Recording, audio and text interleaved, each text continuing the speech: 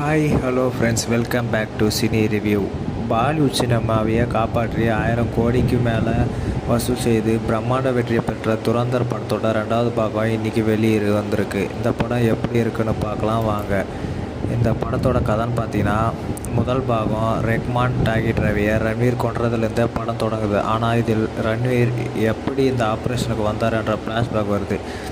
ஒரு நிகழ்ந்தகராறு ஒன்றில் தன்னோட அப்பாவை கொன்று குடும்ப பொண்ணுங்களையும் கொடுமைப்படுத்தியவனை கொன்று விட்டு ஜெயிலுக்கு போகிறாரு ரன்வீரை ஒரு சிலர் கடத்துகிறாங்க. பிறகு தான் தெரியுது அவர்கள் இந்திய உளவுத்துறை சார்ந்தவங்க என்று. பின்னாடி எல்லாருக்கும் தெரிஞ்சது தான் ரன்வீரை பாகிஸ்தானுக்கு அனுப்பி ஒரு ஆப்ரேஷனை நடத்த திட்டமிடுறாங்க.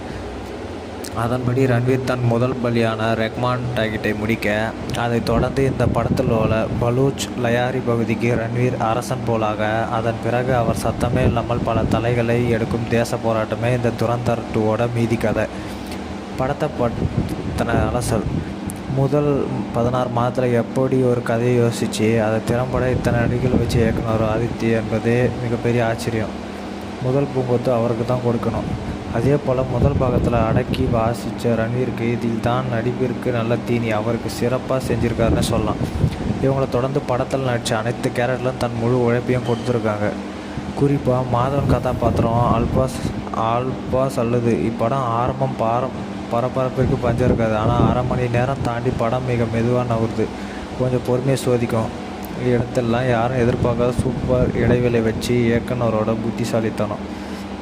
பிறகு 2ஆம் பாதி அங்கங்கே படம் வேகமாக எடுத்தாலும் முதல் பாகத்தில் இருந்த விறுவிறுப்பு இதில் மிகவும் மிக்சிங் தான். வழக்கம் போல் கிளைமேக்ஸ் செம ஸ்கோர் செஞ்சுட்டாங்கன்னே சொல்லலாம். படத்தில் டிமானிட்டேஷன் பற்றியெல்லாம் காட்டியிருக்காங்க. இதெல்லாம் நன்றாக கொஞ்சம் ஒரு தரப்பை திருப்தியாக எடுத்தது போல் இருந்தது. தாவூத் சம்மந்தப்பட்ட காட்சிகள் சூப்பர், டெக்னிக்கல் ஒர்க்கு பிரமாதம், ஒளிப்பதிவு இசை என அனைத்துமே டாப் கிளாஸ். என படத்தின் நேரம் தான் கொஞ்சம் சோர்வு.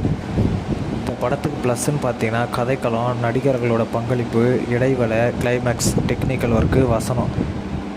மைனஸ்ன்னு பார்த்தீங்கன்னா படத்தோட நீளம் பல இடங்களில் சோர்வு எடுக்குது. மொத்தத்தில் இந்த துரந்தர் 2 அறுசுவை விருந்து இல்லை என்றாலும் கண்டிப்பாக ஒரு சுவையான விருந்து தான். இந்த படத்துக்கு நம்ம சேனலில் இருந்து 5க்கு 3.5 வரைக்கும் ரேட்டிங் தரலாம். தொடர்ந்து நம்ம சேனலை லைக் பண்ணுங்கள், ஷேர் பண்ணுங்கள், கமெண்ட் பண்ணுங்கள், சப்ஸ்கிரைப் பண்ணுங்கள்.